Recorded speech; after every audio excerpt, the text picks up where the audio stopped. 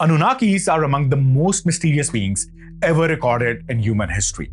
Some say they were the first kings. Some say they were the first gods. Some say they were something beyond that. In the mid-1900s, something unusual began to happen. More and more Sumerian tablets were being decoded and published in museums and universities. For the first time, the earliest writing of humanity were entering modern classrooms and public debate. And right as this was happening, the world entered the space race. 1957, the Soviet Union launched Sputnik 1, the first satellite in space. The USA and USSR were suddenly competing to reach the sky. While ancient tablets were being studied, the world's superpowers were trying to leave Earth. During the same period, researchers connected to space programs, including NASA, were quietly examining ancient Mesopotamian records. 1961, Yuri Gagarin became the first man in space. 1969, Neil Armstrong and Buzz Aldrin walked on the moon. Humanity reached another world at the same moment the oldest sky records on Earth were being translated. People noticed the timing. New tablets, ancient astronomy, space exploration, moon landings, all unfolding within the same historical window. To the public, it felt like a coincidence. And then in the middle of the moment, one interpretation changed everything. In 1976, Zecharia Sitchin published a book that reimagined the Anunnaki, not as mythic gods or symbolic beings, but as visitors from another world. That idea spread globally, across bookshelves, documentaries, and popular culture. And it did so in a world where the internet did not exist. And that's where the real questions begin. What did Zecharia Sitchin see in the clay tablets that others didn't talk about? What did he believe the Anunnakis were? And just as importantly, what did he believe that they were not? What exactly did the tablets say that allowed such a radical interpretation to take hold? And why even today do thousands of cuneiform tablets remain untranslated or rarely discussed outside specialist circles? And buried quietly inside these same Mesopotamian records is the name of a distant land, Meluha, now identified by mainstream archaeology with the Indus Valley civilization. It's described as a place traded with, acknowledged carefully, yet never absorbed into Mesopotamia's political or divine world. Before we ask whether the Anunnaki were gods, aliens, or something else entirely, there is a more basic question we need to answer first. Who were the Anunnaki to the people who actually wrote about them? And how did their story change as civilizations rose, expanded, and remembered their past through myths? So let's start with a basic question. What does the word Anunnaki actually means? Because almost everyone starts with the same assumption, that Anunnaki is a name of a single group, one species, one clear category. But when you go back to the tablets, that assumption doesn't survive. Anunnaki is not one word. It's a combination. The first part is Anu. Anu is not a being from space. He's not even a visitor or a character who arrives. Anu simply means the sky, the above, authority, order, the highest principle. Every ancient civilization had something similar. In Egypt, it was Ra, not a man flying through space, but a visible authority above the world. In India, it was Surya, not a person living in the sky, but the force that governs order, time, and life. Anu belongs to the same category, not a creature, just a concept. The second part of the word is Na or none. It simply means offspring or those who come from. And the final part is Ki, that means earth. So stripped of all the modern imagination, the basic meaning of Anunnaki is those who come from Anu, the sky, and are connected to Ki, the earth. That's it. No spaceships, no planets, no arrival story yet. Just a description. And here's where things start to matter.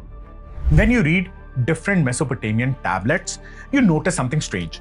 The word Anunnaki is not used the same way everywhere. In some texts, they are described as gods of the heavens. In others, they appear as judges of the underworld. In some places, they act as a council.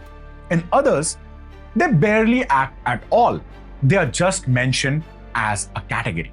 There is no single definition, no origin theory, no moment when they descend. Not even a single tablet says that this is who the Anunnaki really are. And that's the problem. Because if the Anunnaki were meant to be one clear group, the tablets wouldn't keep changing the meaning of what they are or who they were. But if the world itself was flexible, it was reused, reshaped, and repurposed, then this inconsistency suddenly makes sense. So now the question shifts. It's no longer were the Anunnakis aliens. The real question is, why does the same word gets reused by different cities, different kings, different empires to describe different kind of authority? And to answer that, we have to stop thinking about gods and let's start thinking about power. Because the Anunnaki story doesn't begin in the sky. It begins on the ground, between cities, between rivers, and between people who needed the order in a world that was constantly breaking apart. And that's where we go next. Southern Mesopotamia, or Sumer, was never a one single civilization. Along the Tigris and Euphrates, independent cities rose. Eridu, Urk, Ur, Lagesh, Nippur. Each city ruled itself. Each city worshipped its own god. Eridu had Enki. Nippur had Enlil. Urk had Inanna. These gods were local. They belonged to land, temples, and people. To the north lived the Akkadians. Different language, different traditions, and different gods. For centuries, these worlds stay divided. Then around 2334 BCE, a ruler named Sargon changed everything. He united the north and then he conquered the south. For the first time, Sumer and Akkad were under a single empire. And that created a problem that no king can avoid. Sargon controlled the cities, but each city answers to its own gods. If he favored Enki, Nippur resist. If he favored Enlil, Urk pushes back. If he promotes an Akkadian god, then the entire Sumer revolts. So the solution did not come from a new god. It came from an old symbol. For centuries, scribes had used a small star-shaped sign, An. It was not a god or temple. It was simply a marker. When scribes wrote a divine name, they wrote the An sign first. So tablets read like this: sign An plus Enki, An Enlil, An Inanna. The symbol simply meant that this name is divine or it belongs to a god, nothing more. And this same system continued under the Akkadians. The symbol doesn't appear, it stays universal everywhere. But the Akkadian language, well, in their language, this sign read like a word, and that word was Anu, which meant sky, above, authority. So a neutral scribal mark has now become the highest position, not because it was tied to a city or a land or one person, because it belonged to everyone, the north, the south. And this is where hierarchy begins. Local gods, well, they don't vanish. They are rearranged under Anu. And now comes the most important part, the moment where stories actually enter history. Sargon did not write any of the theology himself. It is shaped by his daughter, Enkiduanna.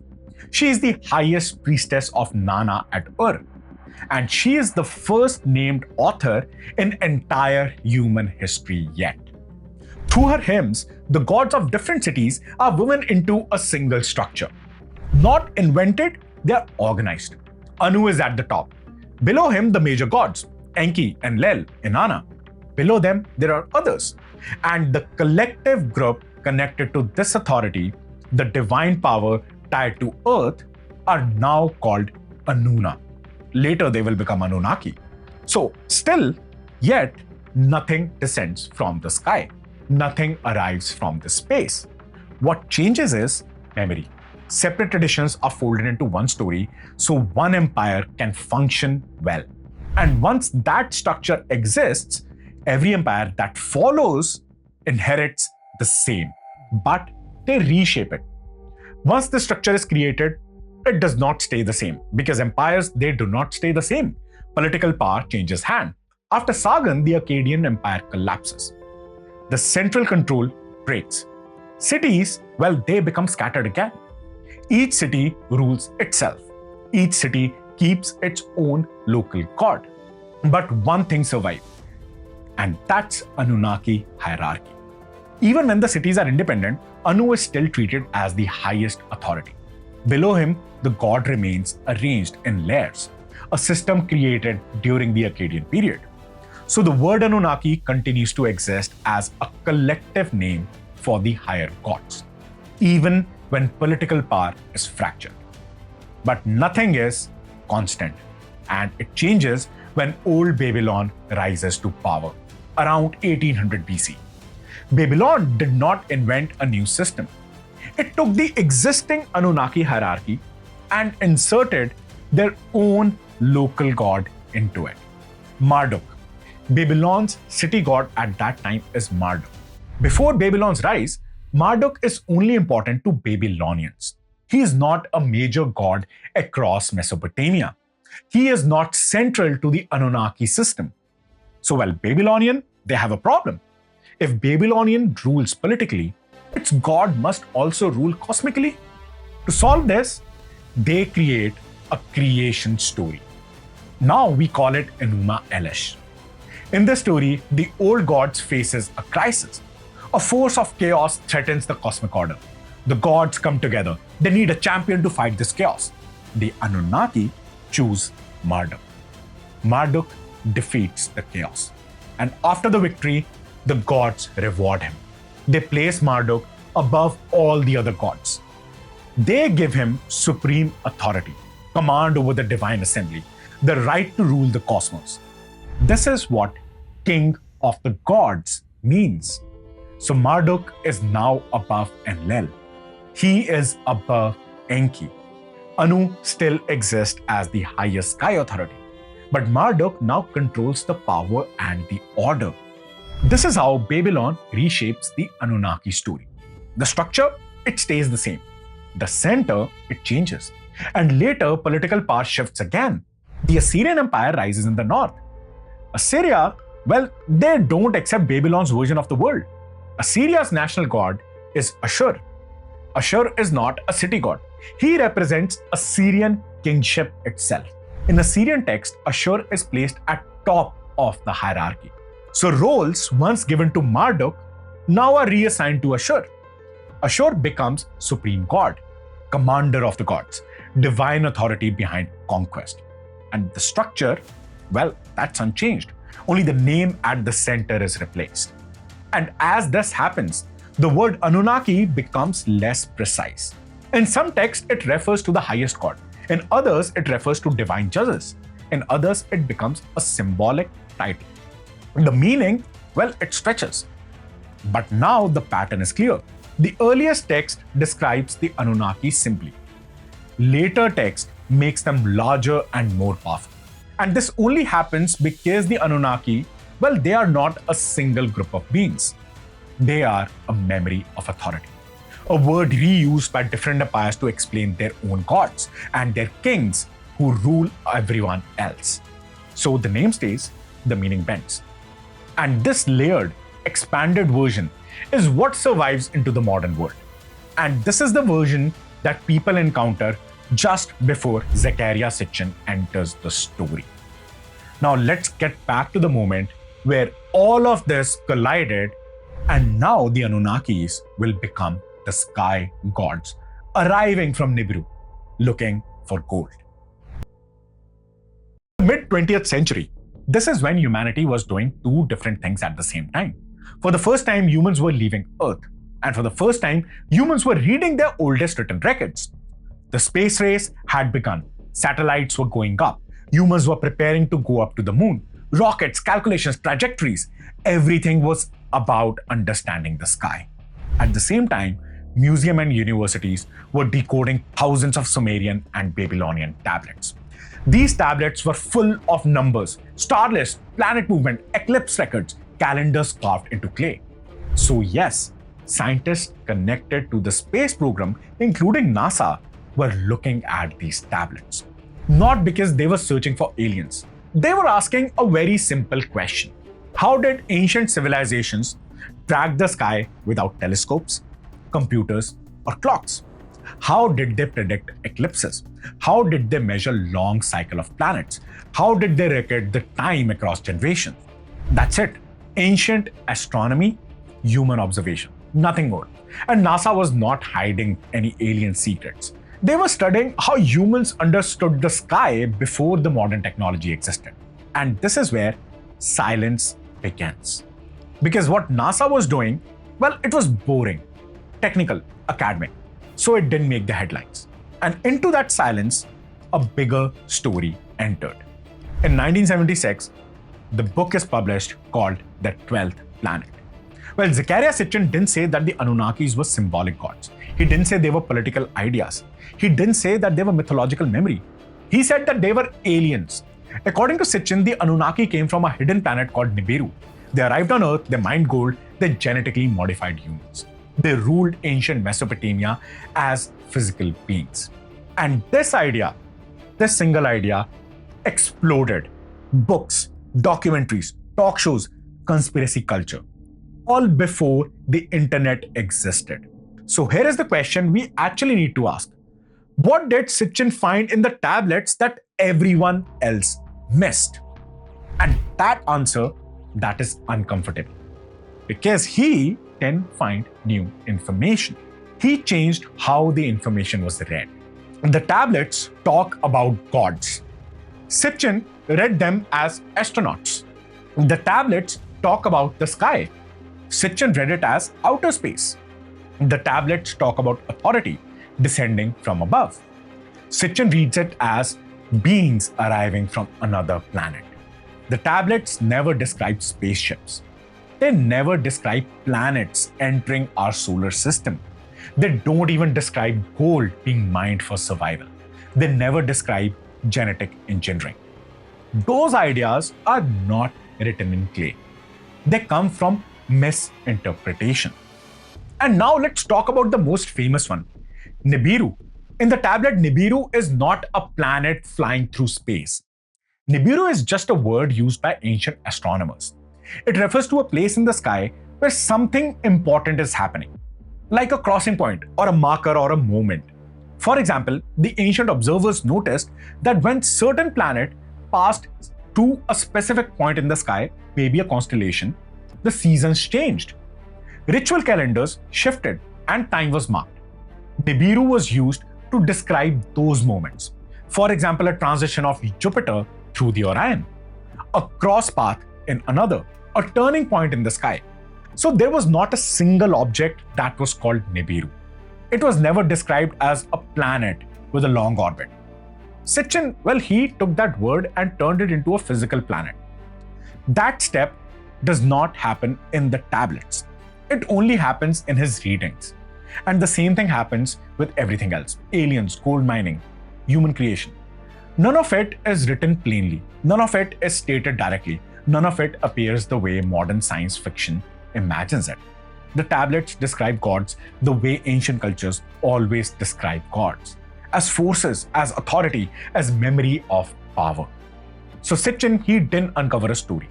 He replaced an ancient one with a modern one. And the modern story, it perfectly fits into the world that was just born.